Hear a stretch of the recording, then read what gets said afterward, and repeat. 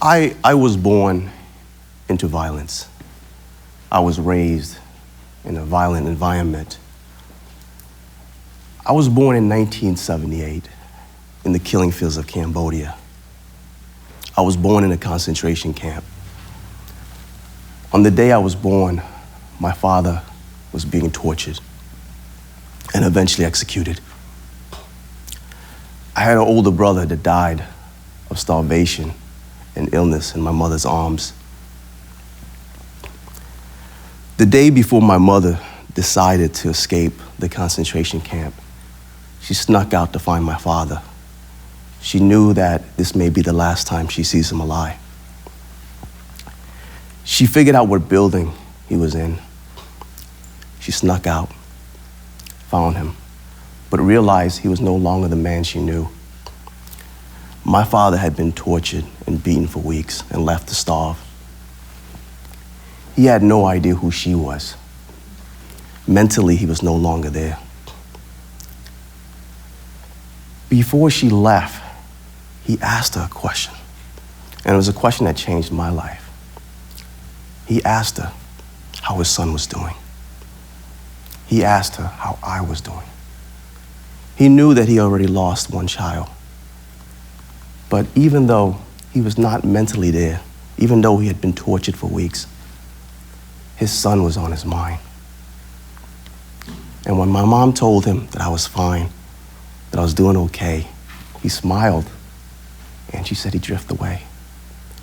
And that was the last time my mother saw my father alive.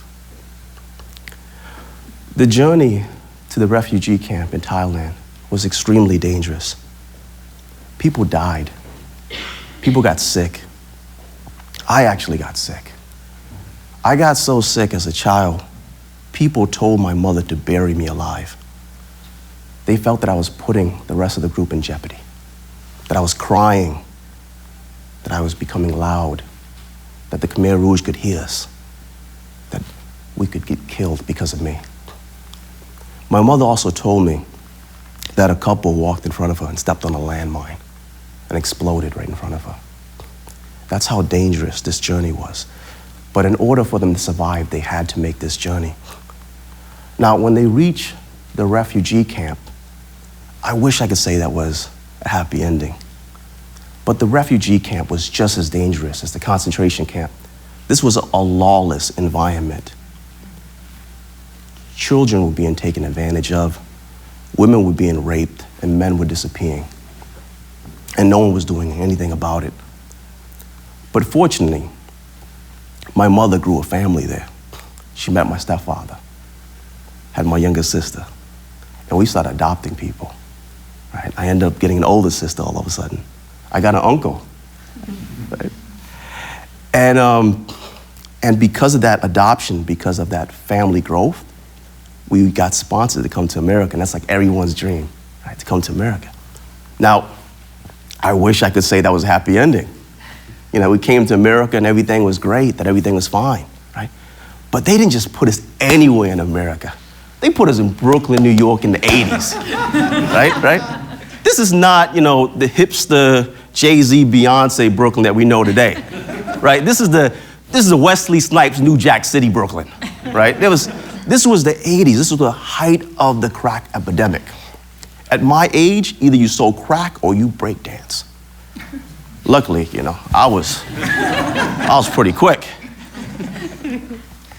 One thing I remember about Brooklyn, outside of the violence, was community. We had a community. I grew up on Sunset Park, Brooklyn, 61st Street, right? Very diverse community.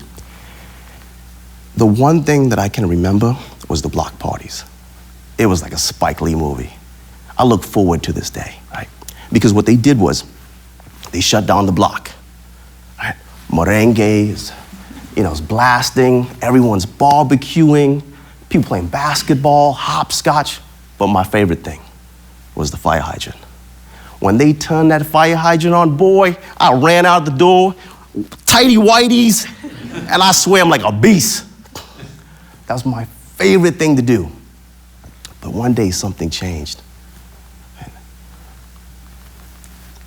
So like normal, the fire hydrants came on. Me and my friends jumped in. We're swimming, we're screaming, we're laughing, we're just having a great time. Then all of a sudden, there was a lot of commotion. Lots and lots of commotion. And then people running. And then people screaming. And then cars beeping. And cars spitting out. And as a kid, I was curious. I wanted to see what was going on. So I got away from my friends and started walking towards the commotion. I saw a group of people huddled. So I got closer. I got closer. And boom! And all of a sudden, my ears were ringing. All I could smell was smoke. My entire leg was on fire. My face was on fire. So I'm running, and I'm running, and I'm running, and I'm running. And through the smoke, a door opens. And this man puts his head out. And he's like, Mira man aquí. And he's calling me in. So I run in there. And once I get into the door, there's a group of people huddled together, holding each other. And their face is pale. Their face is pale. And that man that called me in, his face is pale. And he's just screaming and pointing at my leg. And I looked down, and there was just a gush of blood coming out of my leg. And I blacked out. When I awoke, it felt like a Spike Lee movie because I was like up in the air and floating and floating and floating. And I realized the community had came together and they had picked me up. And they had called a taxi. And they shot me in this taxi. And then an argument ensued between that same Puerto Rican man and the taxi driver, because who was going to pay for this ride? Who was going to clean this taxi? What I remember was that same Puerto Rican man went to each person amongst that crowd and gathered money. And it was quick. He didn't even need to ask. People were just putting money in his hands. He got that money and threw in that man's face, and we were off, speeding, and I blacked out.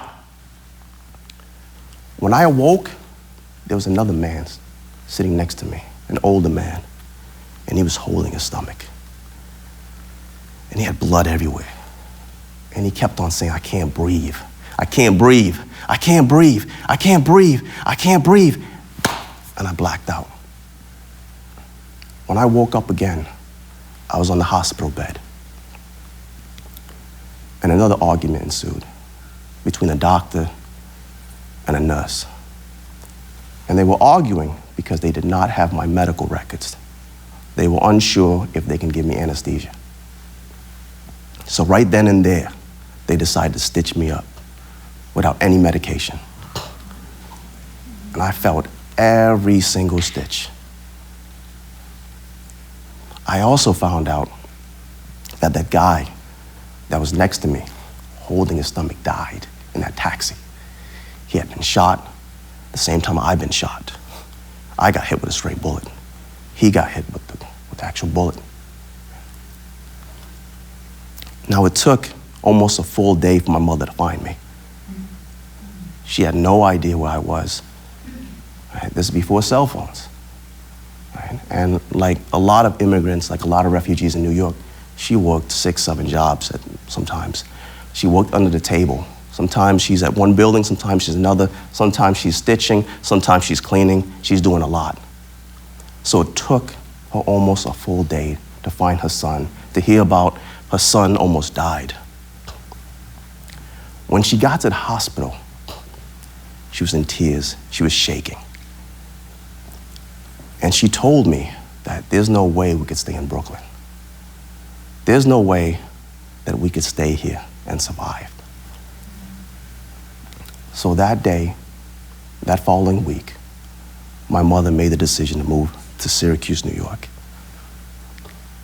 Now, I wish I could say this happy ending, right? But you know me by now. Because we didn't go from a poverty-stricken community to a better community, right? We were still uneducated, we were still poor, English was second language, so we went from one ghetto to another ghetto, right? We ended up living in the south side of Syracuse, New York, right? one of the most violent neighborhoods, poverty-stricken neighborhood, and even now have the highest poverty rate in the United States. But one thing I can tell you, there was still a sense of community there, right? Even being the only Asian kid walking around a neighborhood full of blacks and Puerto Ricans, I was accepted. But I think much of it, people had no idea who I was. Like, ethnicity-wise, they're like, man, is he Puerto Rican? No, he's black and Asian, right? So I kind of ran with that. Now, here's something interesting. As I was telling my story to you, something powerful happened. I saw smiles. I saw tears. Some of you leaned in. Some of you whispered to the person next to you. Right? You were emotionally connected to me. Right? Less than 10 minutes, I shared a story with you about my life, and we were emotionally connected. Now, how come we don't do that anymore? Why not? We live in a weird society, right, where we are told to introduce ourselves by our title, by our education, what school we went to. But we don't communicate who we are anymore. See, what makes us unique, what makes us amazing, and what makes us connect is our story. It's our experience. You may not have survived the genocide, but there were things that I said in there that connected to you, whether it was New York, right? Whether it was hip hop, whether it was the ethnicities, whether it was the food, whether it was dancing. It was all those elements that connect you to me. Now, I have been telling my story all throughout the United States.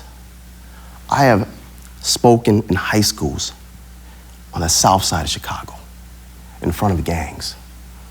I have spoken to high schools in Long Beach, in front of Latinos, in front of essays, in front of new immigrants. I have also spoken at the suburbs. And here's something interesting. When I get on stage, I can see some of this, right? I can see some of them leaning back, like, who the hell is this guy? It's gonna take about an hour, oh my God. But as soon as I start sharing my story, we started connecting. See, what I realized, in order to confront social violence, in order to work with youth, in order to work with anybody that's outside of your neighborhood, they have to empathize. You have to empathize. There needs to be meaningful connection, right? They have to see you as one of them, not the other. And the only way we could do that is by way of storytelling. By way of storytelling. And it just took me 10 minutes. Now, I guarantee that many of you work in an organization, and you probably have been there for a few years, but I guarantee you probably don't know your coworkers like you know me. You probably live in a neighborhood for years and don't know your neighbors like you know me. That's a strange thing. I can tell you that there's a great uncle that I do not know that probably knows a lot about me because he knows my story, right? I have family members that know my story, and you all also have amazing stories. I know that because we don't live in this utopia world, right? No one lives in this nirvana type of environment. We all have trials and tribulations. We all overcome great adversity to be it. Some of us are still being challenged right now. But in order for us to overcome that challenge and face those adversities, we should not do it alone. I have met some amazing people by way of storytelling that have also changed my life, that have changed my work, right? Now, one thing I did not share with you, that I'm dyslexic. I barely graduated high school. But now, I earned a doctorate. I have a postdoc from Harvard. I have a postdoc from Tulane. Right? And I'm not saying that to impress you, but it's just showing you that nothing is impossible. And I can also tell you that I did not earn those degrees and experience those education and those academic environment by myself. It was a group of people that pushed me. It was a group of people around me that supported me. I did not do it alone. So as you leave here, I want you to look over at the person next to you. Get to know that person. Share your story, but more importantly, hear their story. And then after that, I want you to leave here. Go to your neighbor. Introduce yourself. Share your story. Hear their story. Don't stop there. Go back to your work.